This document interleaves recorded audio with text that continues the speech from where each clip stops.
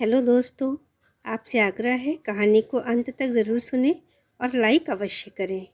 और आज की हमारी कहानी है सबक। माँ ओ माँ, सहेलियों के जाते ही रीमा आवाज़ देते हुए रसोई घर की तरफ आई। बड़ा भाई भुवन सामान समेटने में माँ की मदद कर रहा था। उसे देखकर बोला, क्या हुआ रीमा? तुम्हारी सहेलियों को खाना तो बहुत पसंद आया। लगता है कैसे उंगलियां चाट चाट कर खा रही थीं। ओहो भैया, आप भी ना, मेरी सहेलियों का मजाक मत बनाओ। मम्मी कहाँ हैं? अंदर हैं, बर्तन धो रही हैं। क्या हुआ बताओ तो? भुवन ने उसकी तरफ देखकर पूछा। कुछ नहीं भैया, ये मम्मी भी ना कुछ समझती नहीं। मेरी खास सहेली स्मिता की मम्मी कैसी अच्छे से तैयार होकर मिली थी जब हम उनके घर खाने गए थे। और मम्मी को देखो, वैसी ही बनी थी। साड़ी भी मुसी तुड़ी सी हो गई थी। मैंने ये भी बोला था उनको कि मेरी सहेलियों को स्पाइसी खाना पसंद है। मंचूरियन और चिली पनीर बिल्कुल वैसे स्पाइसी नहीं बनाए। और तो और बार बार आकर उन सब से ये ले लो, ये और खाओ की रट लगा रखी थी, जैसे हम कोई छोटे बच्चे हैं। क्या रीमा, मम्मी ने इतनी मेहनत की तुम्हारे लिए, कल से लगी हुई हैं सब तैयारी करने में, सब अच्छे से बनाया, फिर भी तुम उन्हें थैंक यू कहने के बजाय नाराज़ हो रही हो। भुवन ने उसे समझाते हुए कहा। बर्तन धोते हुए मेधा सारी बात सुन रही थी। बाहर आकर बोली, ज़्यादा मिर्च मसाला न सिर्फ नुकसान दे करता है बल्कि खाने का स्वाद भी बिगाड़ देता है। इसलिए जितना सही लगा उतना ही मसाला डाला। घर में कोई खाने आए तो थोड़ा आग्रह करना पड़ता है। रही बात साड़ी की, तो काम करते करते थोड़ी सिकुड़ गई है, पर इससे क्या फ़र्क पड़ता है। सब कुछ अच्छे से हो गया, यही बहुत है। देखना, तुम्हारी सहेलियों को बहुत अच्छा लगा होगा। भुवन थोड़ा गंभीर होकर बोला। रीमा, तुम जो स्मिता की बात कर रही हो, तो तुमने ही बताया था कि उसने तो सारा खाना बाहर से ऑर्डर किया था। उसकी मम्मी रसोई में नहीं लगी रही थी, इसलिए वह तुम्हें अच्छे से तैयार दिख रही थी। यहाँ तो मम्मी ने तुम्हारे लिए कितनी मेहनत की, तुम्हें तो उन्हें धन्यवाद देना चाहिए। और तुम इस तरह बात कर रही हो। अगर तुम्हें इस गर्मी में इतना काम करना पड़े तो पता चले। भाई भुवन तैश में आ गया। अरे क्या मेहनत करी, खाना बनाना मम्मी का ही तो काम है। मुझे करना पड़ेगा तो मैं भी सब कर लूँगी, इसमें क्या बड़ी बात है। पहली बार तो मेरी सभी सहेलियाँ इकट्ठे हुई थीं, ऊपर से माँ ने सारा इम्प्रेशन ख़राब कर दिया। रीमा को भी गुस्सा आ गया। खुद तो एक कप चाय नहीं बना सकती, खाना बनाने की बात कर रही हो। जब करना पड़ेगा तब सब समझ में आ जाएगा। भुवन फिर बोल उठा। क्यों नहीं बना सकती, मैं सब अच्छे से कर सकती हूँ, समझे। मुझे चैलेंज मत करना। अच्छा अच्छा, तुम दोनों अब ये बहस बंद करो और मुझे काम करने दो। रीमा नाराज़ होकर कमरे में चली गई। भुवन उसकी सहायता के लिए रुका रहा। कांच के बर्तन संभाल कर रखते हुए बोला, मम्मी, उसे एक दिन काम करने दीजिए, सब समझ में आ जाएगा। सारी अकड़ निकल जाएगी इस गर्मी में काम करके। जाने दो, करती तो है कभी कभार।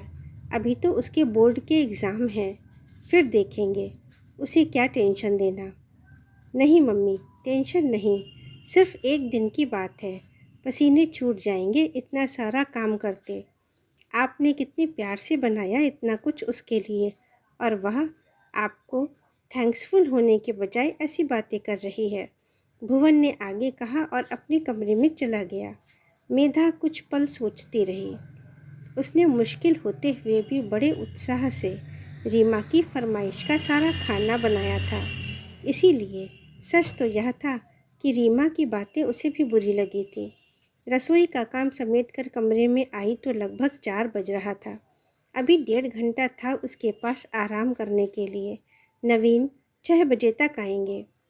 भुवन बीटेक प्रथम वर्ष में है और रीमा अब 12वीं में है।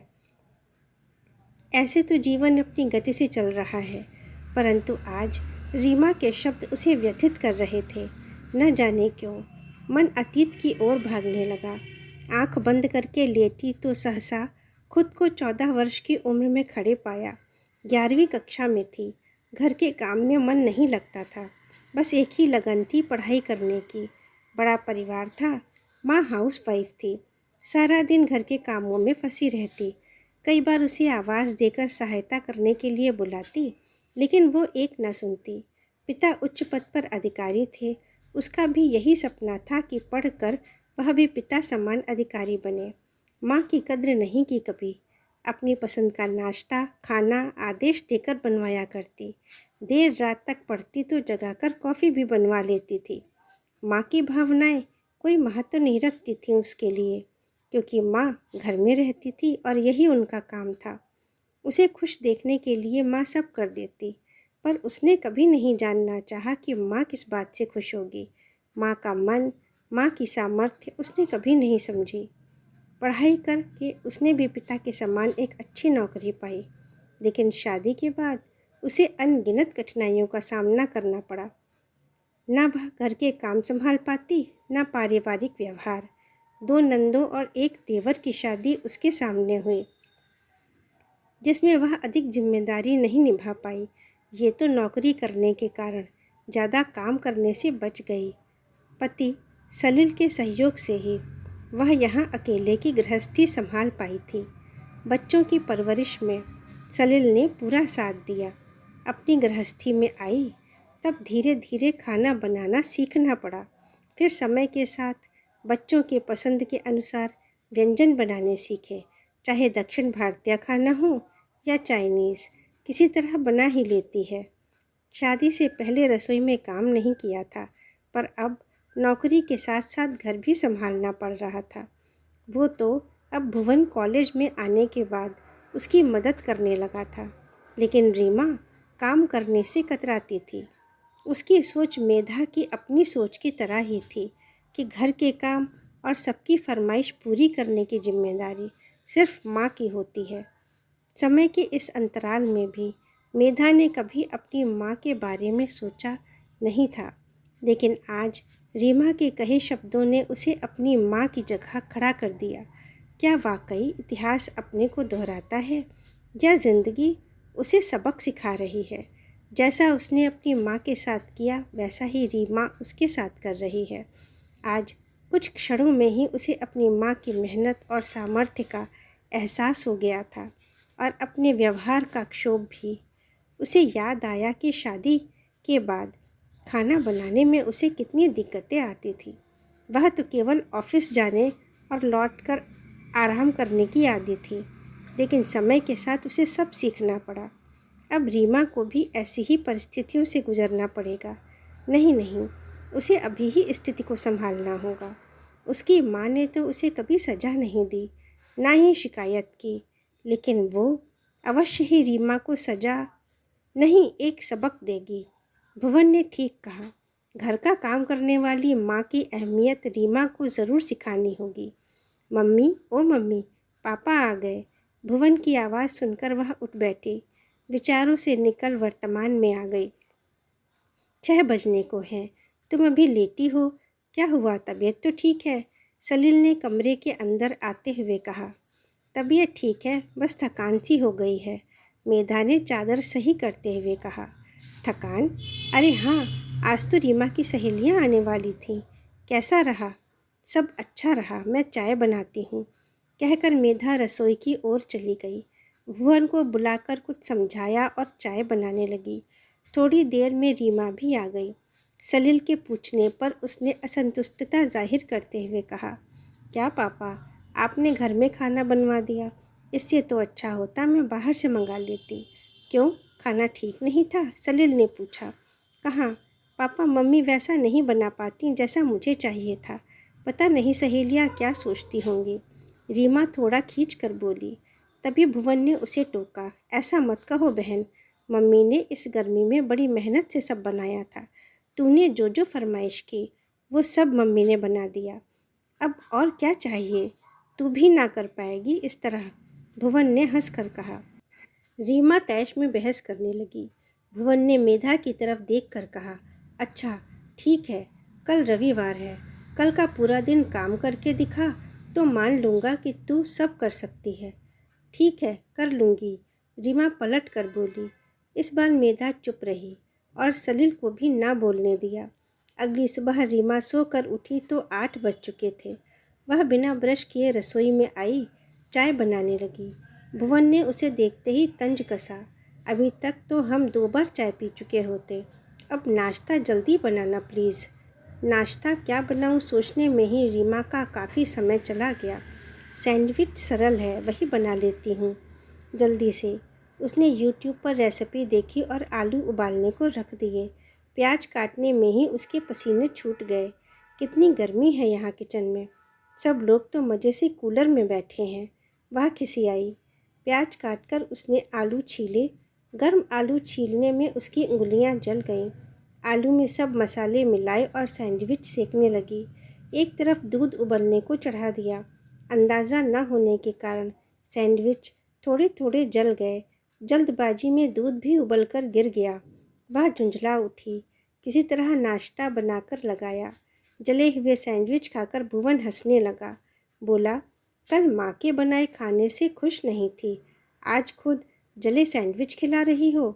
आलू भून तो लेती। रीमा ने तनक कर कहा। बन तो गए ना, अब जो है खा लो प्लीज़। उसी समय किसी सहेली का फ़ोन आ गया। रीमा देर तक बात करती रही, अतः दोपहर खाना बनाने में भी देर हो गई। पनीर की सब्ज़ी बनाते समय मसाले अधिक डाल दिए। उसे लगा इससे सब्ज़ी में ज़्यादा स्वाद आएगा। रोटी बनाने चली तो पहले आटा गीला गूँथ लिया। सारी रोटियां कच्ची सेंक दी।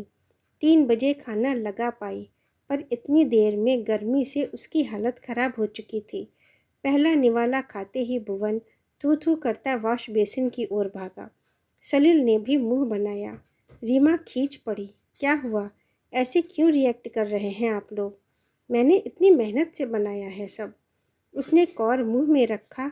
ये क्या, दाल में नमक ज़्यादा हो गया था और सब्जी में मसाले ज़्यादा होने से उसका स्वाद तीखा हो गया था। रीमा रुआसी हो गई। मौका पाकर भुवन ने तंज कसा। इससे तो अच्छा होता हम खाना बाहर से मंगा लेते। सलील ने टोकते हुए कहा। बस अब रहने दो भुवन, बहुत हुआ। आज उसने पहली बार खाना बनाने का प्रयास किया है। जैसा है खा लो। कोई भी काम पहली बार में नहीं सीखा जा सकता। तुम्हारी मम्मी ने तो शादी के बाद सीखा और सब कुछ अच्छे से बना लेती हैं। अब थोड़ा बनाओ या ज़्यादा, मेहनत तो लगती ही है। किसी की मेहनत का उपहास नहीं करना चाहिए। क्यों रीमा, सही कहा ना मैंने? रीमा का सिर शर्मिंदगी से झुक गया।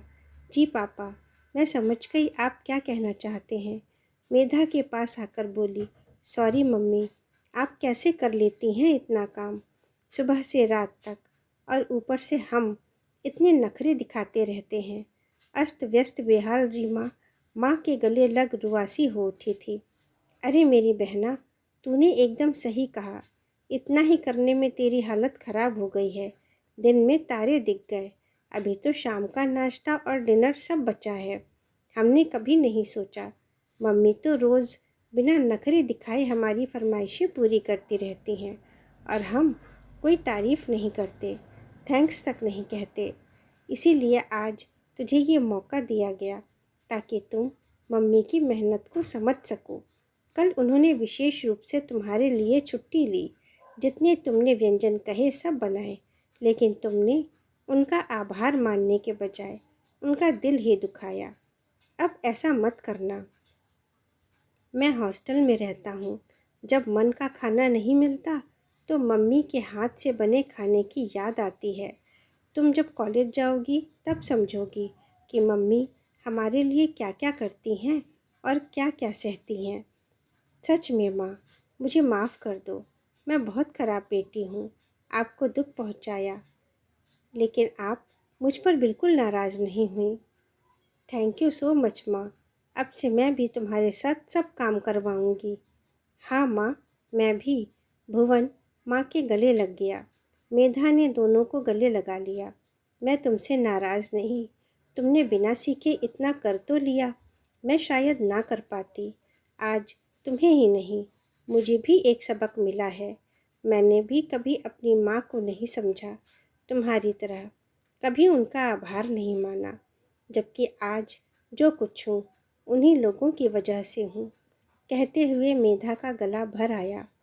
हाँ हाँ, क्यों नहीं, आज शाम को ही चलते हैं। हम सब मिलकर उनका आभार व्यक्त करेंगे। लेकिन पहले खाने की व्यवस्था करो, बड़ी भूख लगी है। रीमा और भुवन खिलखिलाकर हंस दिए।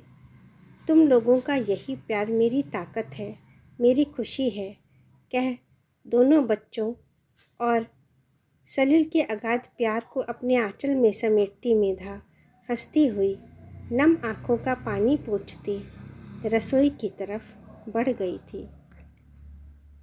तो दोस्तों, कहानी सुनने के लिए हार्दिक आभार। कहानी कैसी लगी अवश्य बताएं और लाइक करना बिल्कुल भी ना भूलें।